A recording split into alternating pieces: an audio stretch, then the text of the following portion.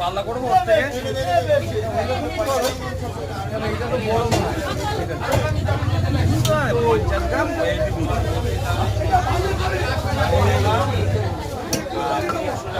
কত করে হবে বলো না?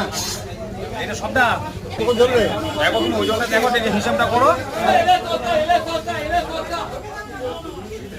কত করে ধরেছি কাকা? 400 করে ধরেছি। 1 কিলো 50 ছাড়াবো। আজকে কাটা, আজকে কাটা, আজকে কাটা তো। 420 রে, 420 টাকা। 400 নাও, 400 নিয়ে 50 ওদিকে কত লাভ। 450 মাল 400, তারপর আবার 1200 দিদি, 1200 করে।